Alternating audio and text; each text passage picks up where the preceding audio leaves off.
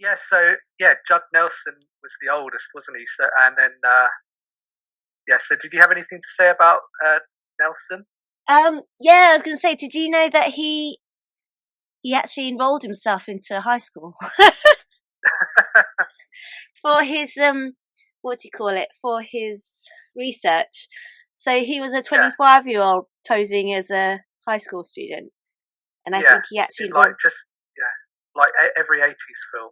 Yeah, no, but he actually did enroll himself Yeah, into high school. But you think, as a real student or teacher, wouldn't you have thought this boy looks a lot older than he should be for a 16-year-old? yeah. You'd have thought so. Yeah, because But he did look quite old for his age as well. At the same time, yeah, quite intense.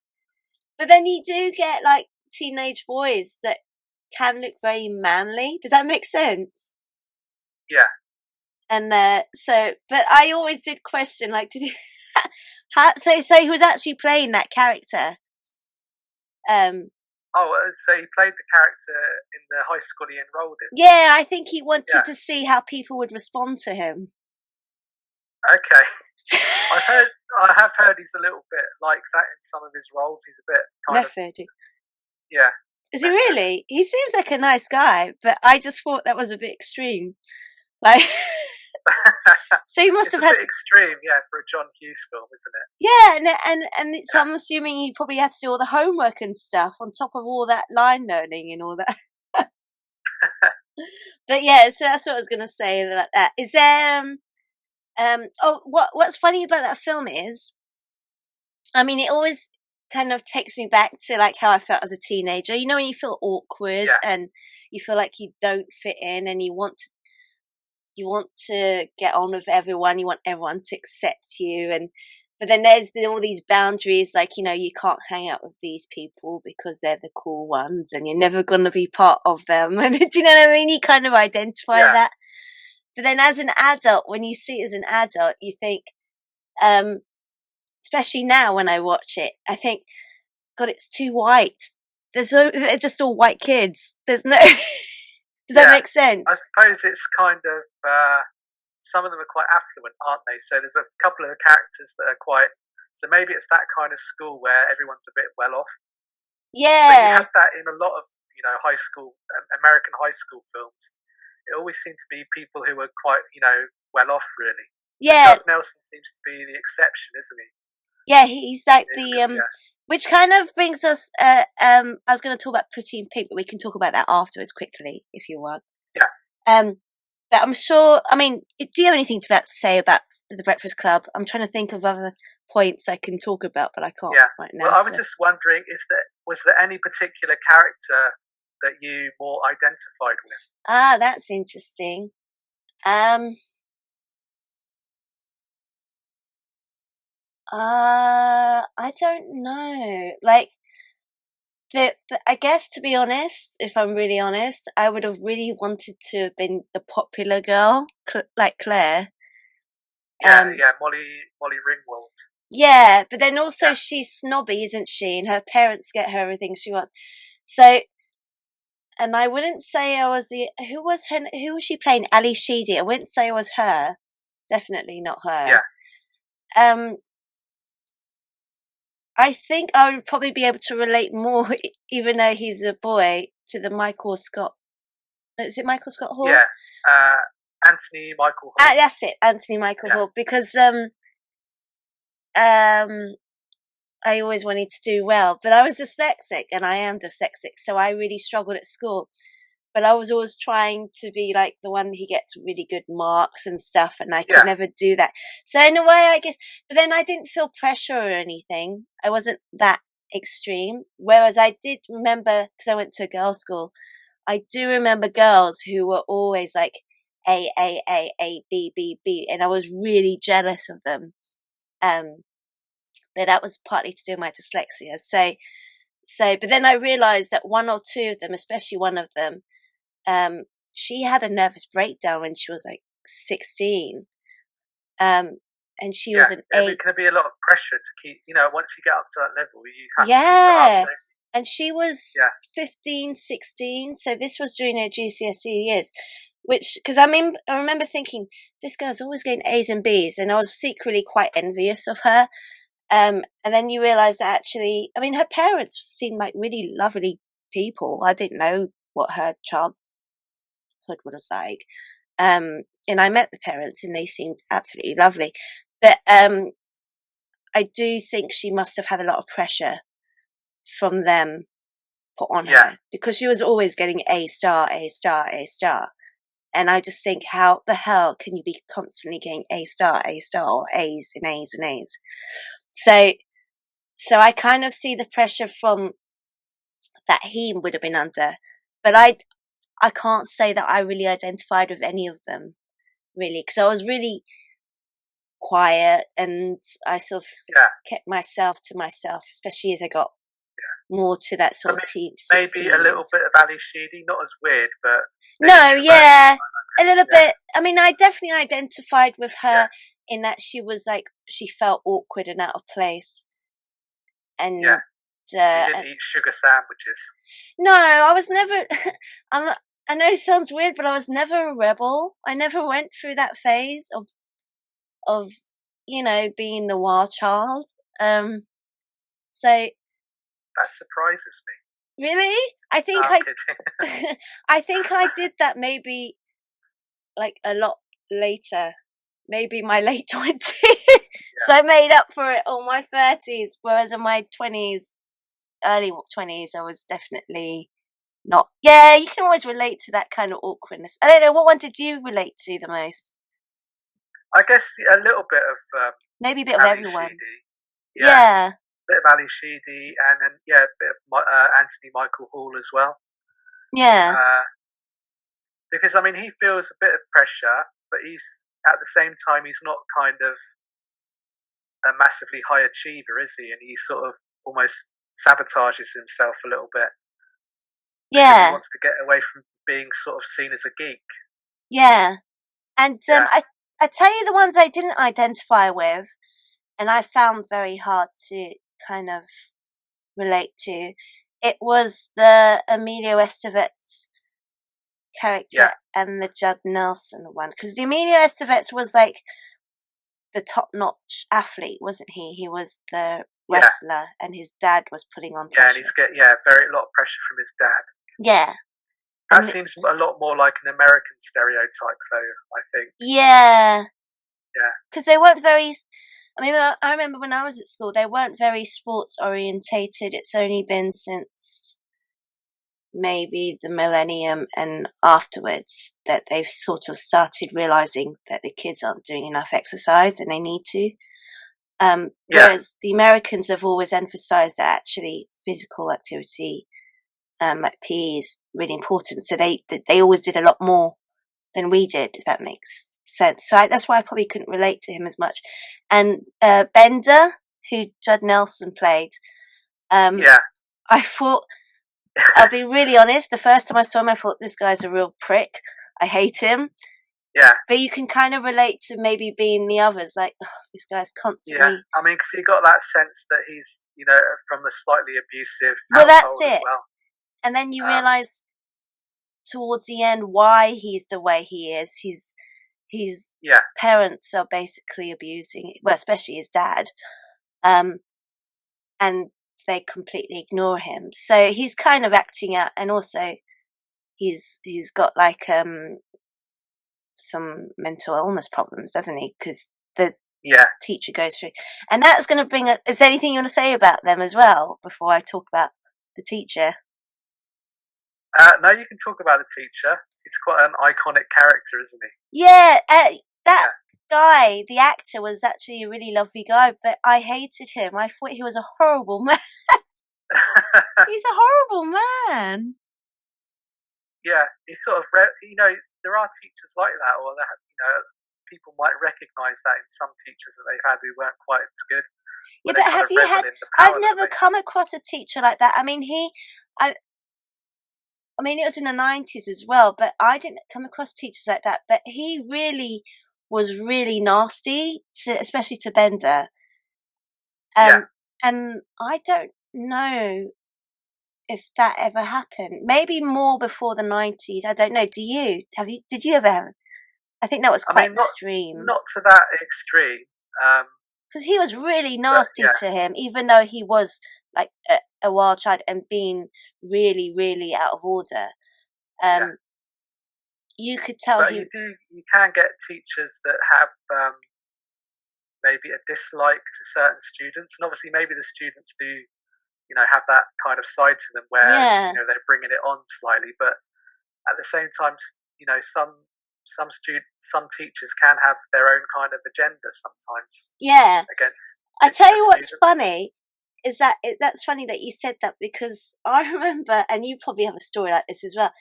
Um, I mean, I went to a girls' school, so it was different. We didn't have boys to kind of balance it out.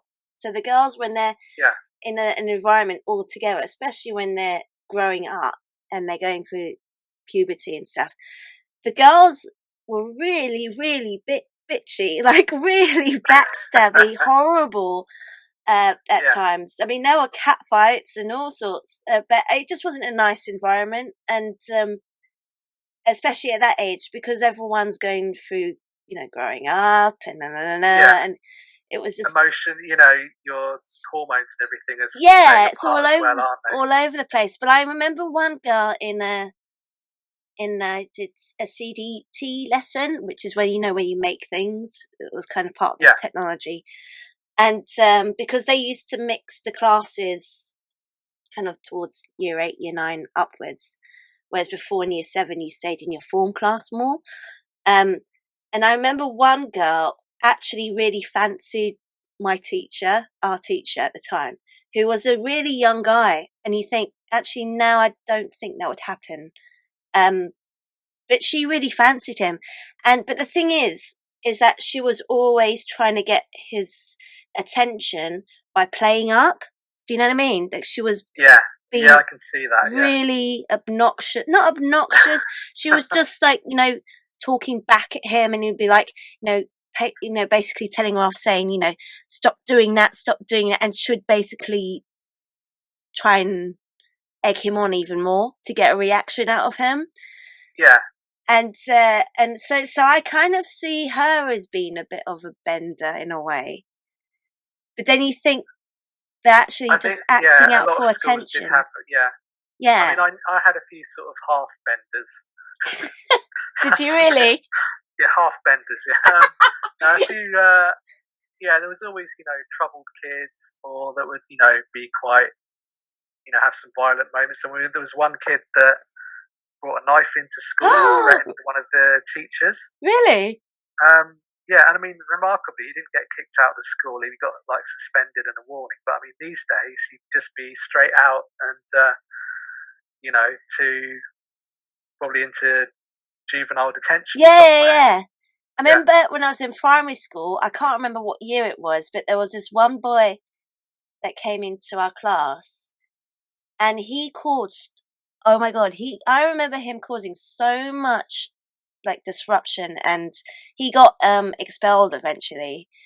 And yeah, I do kind of wonder what happened to that kid. And actually I can't remember how old I was. I was probably 9, 10, 11-ish, which is still really, a childlike. It's not completely coming. A teenager is kind of 12, 13, bordering on 13 is yeah, the teenage-ish officially. But, so I could kind of see him more as the bender person. And I do kind of think, I wonder what happened to him as an adult. Do you know what I mean? yeah. So it is clever that the film, because it makes you think, well, actually, you don't know what goes on behind closed doors to make them the No, way they yeah, act, if that makes sense. Which everyone yeah. can identify with as well. But Oh, yeah, definitely, yeah, yeah, no, it is a really clever film because it's something I think even adults can relate to in the workplace. Do you know what I mean? Like, yeah. That dynamic can be quite similar, can't it? Obviously, everyone's got their different personality, yeah, and there's always a boss who's a bit like that teacher. They just yeah, revel in their power a little bit. yeah. And I'm not going to lie, we've all come across bosses like that. I had one that was really horrible like that. Yeah, They kind of have their favourites, don't they? yeah, and oftentimes it can be. people they know they can manipulate a bit more or get more out of. Yeah. Yeah. And but yeah, they do seem to sort of revel in using their power. Some people. Yeah, which is what the teacher's like. What's the teacher's name in the film? I can't remember. I can't remember. Did you ever see Not Another Teen Movie? No, but that's kind of So like this, yeah. it's a spoof of all those films, but he basically reprised his role. Oh, did he? So they had a little skit in the middle of the film that was basically, you know, these students in detention, and he played the same role again. Yeah, but he was playing up it up a little bit more. But that actually shows that, because he was actually a really sweet guy. Like, you saw the behind the scenes, and he was always messing around with the kids and stuff. So, he died quite young, I think. But I think he did. Yeah, he had that sort of persona though in a lot of his films, because he was in Die Hard as well. Oh, was he? As the police chief in it. So he's playing this police chief who's a bit of an idiot. Oh, really? And he really kind of tries to throw his weight around. Yeah. And he's always wrong as well. Yeah. So he played a similar kind of character. So, and anytime I've seen him, he plays characters like that. Yeah. Well, I guess they get typecasted quite good at it. In a way. Yeah. But no, I think you can all adults and teenagers can relate to it. Yeah. But also, you think about it, like as adults in the workplace, which is quite interesting, you also want to be accepted, don't you, and liked by everyone. I think so, yeah. So you can kind of feel that pressure of what it's like of trying to get others to notice you or not know. Do you know what I mean? I know there's always that kind of awkward teenage moment you have inside yourself where you want to try and prove yourself to people. I think. Which you it never really leaves though, does it? No. I mean, you realise all that awkward side, later on in life as well. Yeah, but then obviously as you get older, you realise actually everyone's flawed and they have their good points and their bad points. You don't know what's going on, in their real lives. Yeah, exactly. I guess you learn by then not to dwell on things quite so much. Yeah, and and going back to their dynamic, I mean, there's that interesting scene where they talk about, I can't remember who, I think it's Anthony Michael Hall character said, when you see me on Monday, would you say hello to me?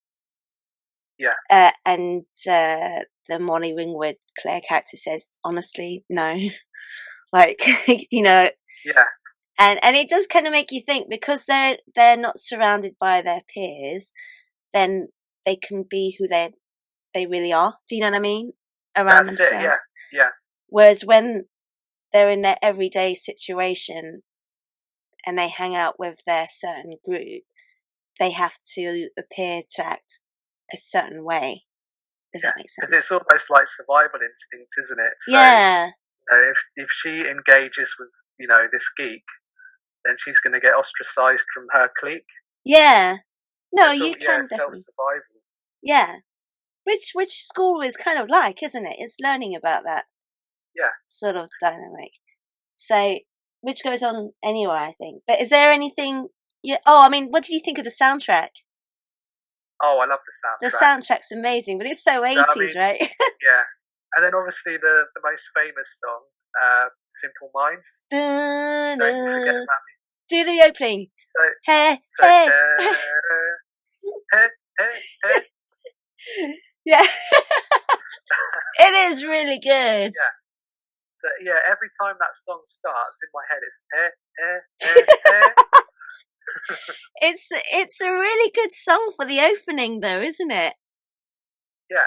And the end, and they must have got the soundtrack throughout is just really good. Yeah, I like the dream John sequence. Hughes always good. The dream sequence where they're bored and there's that dong dong dong dong dong dong dong dong. Yeah. No, it's really good. It's a really good sound. He was very good with knowing what music to put, and I think he was, and also he was blessed by being in a really good era. Yeah, especially the 80s. Yeah. So that really. So he had a lot of good throwbacks, didn't he, through his films? So he'd have a lot of things from like the from his time growing up, like the Beatles, and then you'd have all the sort of modern pop from the 80s. So it's a Yeah. really good mix in a lot of his films. Do you remember the janitor, Yeah, the cleaner? Because yeah, we said earlier that a lot of his um actors come back again. They do cameos. yeah. So I was going to say that. So was he in Ferris Bueller, wasn't he? As No, the, I think he was in 16 Candles. He played her dad. yeah. And then you got Oh, okay, yeah. yeah, and then you got the Kevin Bacon who not the Kevin Bacon, Kevin Bacon. So I was trying to say his character who Yeah, was in She's Having a Baby. But then he had a cameo in Planes, Trains and Automobiles. And then you had, which is the other one I was going to mention, what was her name? The funny secretary in Ferris Bueller. She's the one that Steve Martin has that massive run at, doesn't yeah. she? So yeah, there's definitely quite a few. Yeah, and obviously, yeah, John Candy's in Home Alone as well. Oh yeah, of course. There's a little walk Uncle on there. Butt. Yeah. And he was in Vacation as well. So that was one of John Hughes' earlier films. Oh, is that the one with Chevy Chase? Yeah, Chevy Chase. So I love those films. The National Lampoon films. Yeah. Yeah. I didn't realise that was John Hughes. We had something to do with it, didn't he? Yeah. So I think he wrote the first one. Okay. He might have written a couple of the sequels as well. Yeah. No, my favourite one was when they go to Europe. I just thought that was the funniest one ever. Yeah, I really liked that one as well. Yeah. I think don't they come through the UK at some point as well? Yeah, it's just so cliche that there's that funny bit where he keeps going around the roundabout and he can't get off it. And he's going, "Look, kids, it's Big Ben." And they're like, "Yeah," because they've seen it like God knows how, because he can't get off the roundabout. But yeah, so I don't know. But is there anything else you want to say about the Breakfast Club? Well, do you want to hear my mini Bender moment in primary school? Yeah, go for it. I had a little bit of a Bender moment. So this is going to sound quite bad. But so my dad used to manage a fancy dress shop, which my uncle owned. And among a lot of the stuff they had in stock were like replica weapons. So they used to have a lot of realistic looking ones, including guns. Okay. So in primary school, I took a gun into school, a replica gun, looked, properly real. Yeah. And I sold it to another kid. So how old were you? I was a primary, probably 10. Okay. So I was a primary school arms dealer. So I sold it to him, and then obviously his mum found it. She's thinking, "What are you doing with a gun?" I ended up having to, give the money back and also give a whole collection of my Turtles toys to him as well, as interest. What, Teenage Mutant Ninja Turtles? Yeah. So I had this. Yeah. So I had to, this makes us sound so old, Tom. I know it does, because I I wouldn't get away with that, these days. So no, they'd be super strict. But did you not get told off by anyone? No, I think none of the teachers found out, thankfully. It's just that the kid's mum just went to my mum and said, "You know what your son did?"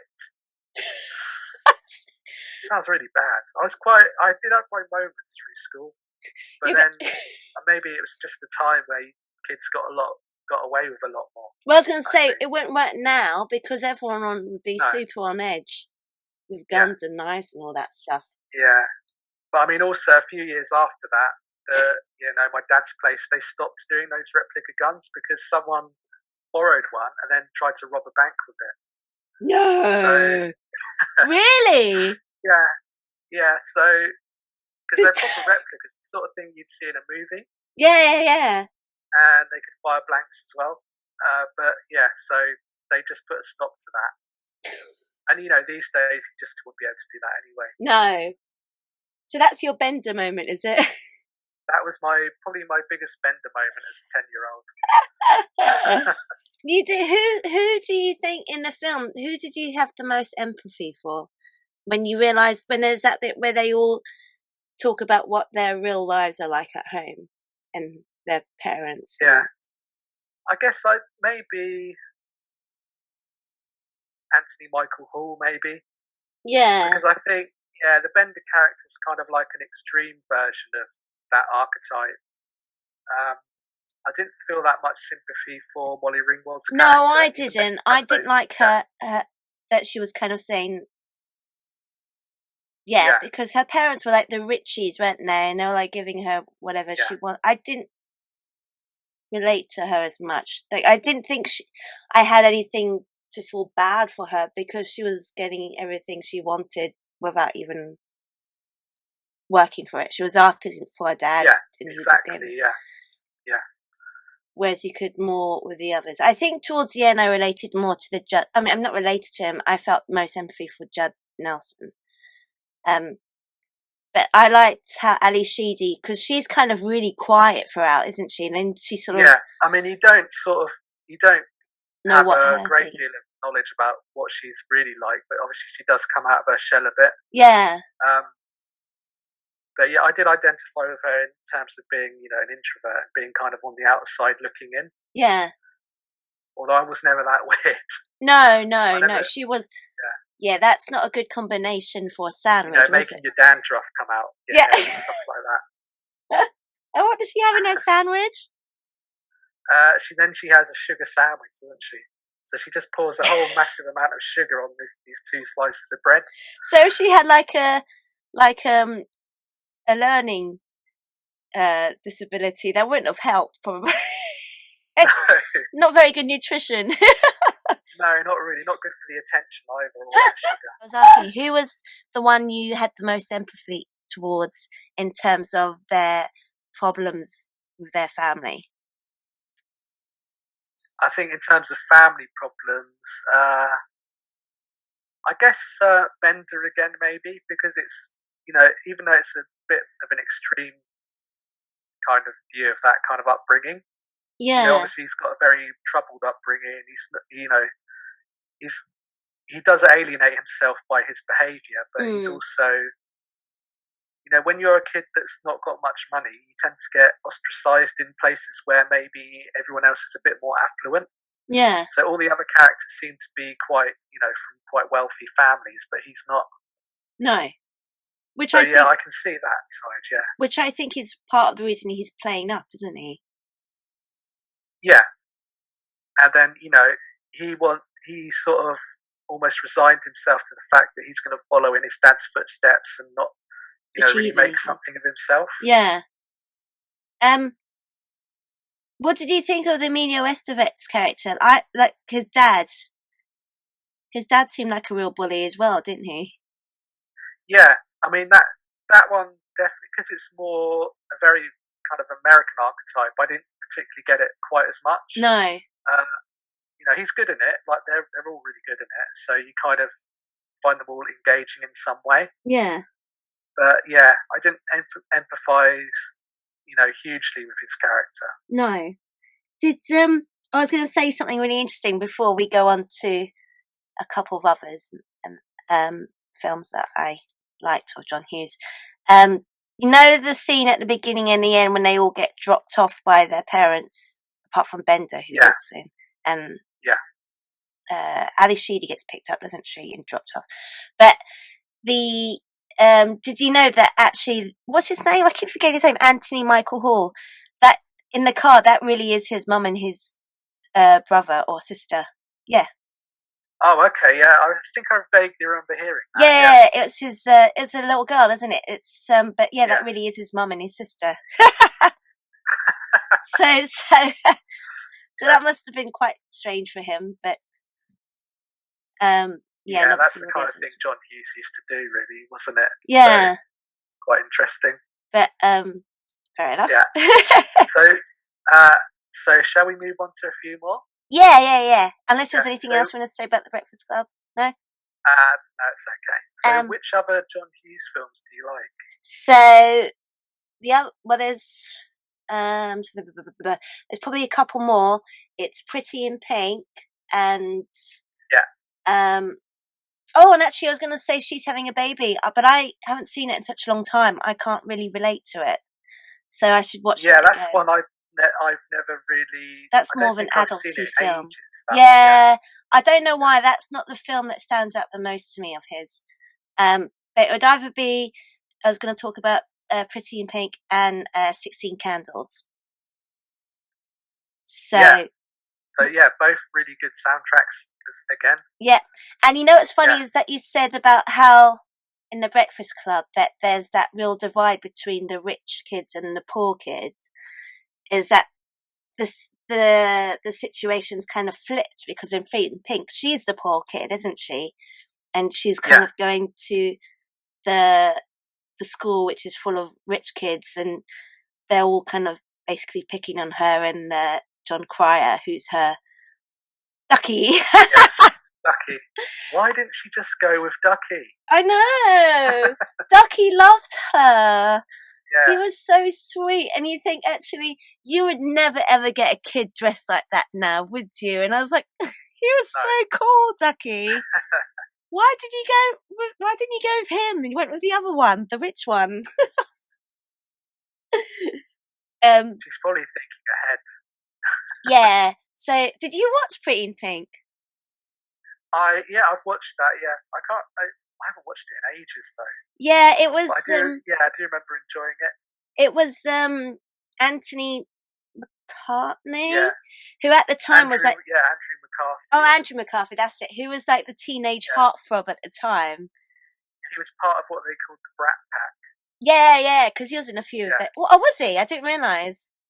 So yeah, I mean, it was that era. So it wasn't always just John Hughes, but I mean, he was part of this selection of actors like Rob Lowe, Demi Moore, quite a few who worked with John Hughes as well. Yeah, They were called Judd the Nelson. Brat Pack. Yeah, and Rob Lowe, no, Rob Lowe was. Rob Lowe was within that group as well. So he Yeah, was in St. Elmo's Fire and probably a few other films yeah, around that yeah, yeah. time. But there is definitely like in that film very much a kind of feeling of like her and Ducky against the rich kids, and Yeah. and I'll tell you something. I didn't have a crush on Andrew McCarthy. I had a really big crush on James Spade. Who was a nasty rich Yeah, kid. he was. Yeah, But I he really fancied him. yeah. He seemed to be a bit of a heartthrob. It's not, you know, he's not conventionally so, but I think he was quite a heartthrob. He Back in the day. was. Yeah. And yeah, I first saw him in Stargate, and I was a teenager, Yeah. and I really fancied him. I was like a bit of a teenage crush on him then. Nerdy crush. It was kind of like a nerd because he's not like conventionally handsome, but he was like a nerdy kind of. Yeah. And I guess he has a certain kind of charisma, doesn't he? Yeah. Even if he's played a lot of nerdy characters or kind of like not very nice characters No, over he's the played, years as well. and as later on in his career, he's played a lot of strange people. Yeah, like in The Office. Yeah, I found him yeah. really funny in that. And well, we can do a countdown of his films if you want, or something like that later. We could do, one time, Yeah, Future he's episode. been in a lot of interesting films, including Secretary. Yeah. Ooh la la. Interesting film, shall we say. Sex, Lies and Videotape as well. Oh, yeah, that was a really good one. Yeah. I love that film. That was. That's a really good example for an indie film. Low budget indie film, Yeah, Steven Soderbergh, wasn't it? Yeah, that was his breakout film. Yeah, that's a really good film. Except if it got made now, it wouldn't be videotapes. It would be Netflix or something. Sex, Lies and Amazon. And flash drives, Yeah. Well, even flash drives are outdated now. Sex, Lies in the Cloud. Yeah. And Google or something. Yeah, it wouldn't work. But he was really good in that too. No, but so Pretty in Pink. Yeah, I mean, I just kind of remember the music stood out the most. It wasn't one of my fondest memories of films by him, but the soundtrack was always the best thing, and I always remember it for Ducky mostly. Yeah. I mean, he always has a kind of outlandish character in most of his films, doesn't he? So that was probably Ducky in that. Yeah, and I hated the fact that did you do you remember the one of the rich girls is really nasty? Oh, it's James Spader's girlfriend in the film. She's like this blonde haired Richie. Is Yeah, like like you and your friends can eat shit kind of thing. Like like I don't believe you're here, and she's really yeah, nasty and obnoxious. But yeah, you can kind of, and she's driving this little mini car, isn't she? And he's like, I fancied you for years, and you're a complete bitch, and all this kind of stuff. Um, but then you realise towards the end of the film that actually he's been giving her all that grief because really he's secretly very angry that she doesn't fancy him back or whatever. So yeah, that's another good thing that John Hughes is good at picking up on, is like the kind of the hidden side of the teenage mind, and you know how they work and how the jealousy and all that kind of stuff kicks in. yeah, Um, yeah. I think he always just captures well that whole thing of growing up, and when you're right between being a kid and an adult, yeah, he's managed to always pick up on that quite well. yeah. And I tell you what's really funny is that because they had a tribute to him after he passed away at the Oscars, didn't they? Yeah, And they had Molly Ringwood and Matthew Broderick go on stage to do the tribute to them, and they're obviously grown ups now, which was really weird seeing them as adults because in your mind you still see them as Ferris Bueller and and yeah, Claire from yeah. from the. Do you know what I mean? Which is really strange.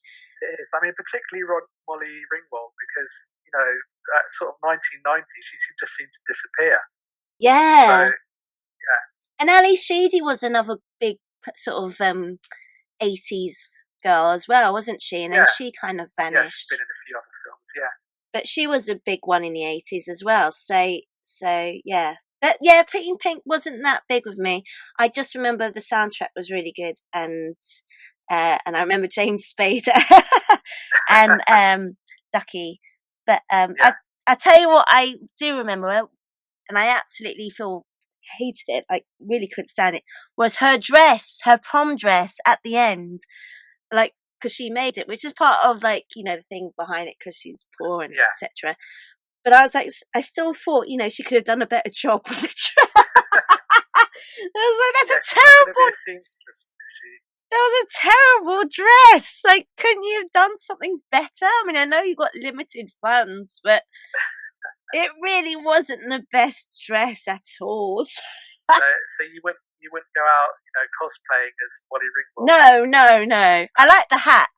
That was probably the only. Oh yeah, the hats were good. They were always good in John Hughes films. Yeah, her hat was good. I liked the hats.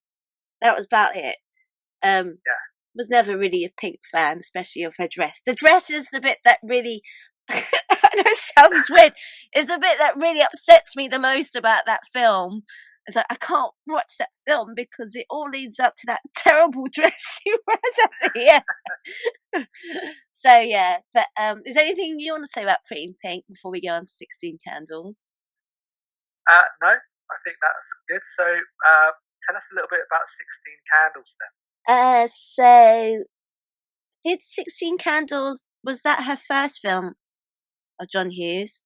Or was it The Breakfast I Club? think Oh, it's the first one, I think. 16 Candles was, yeah.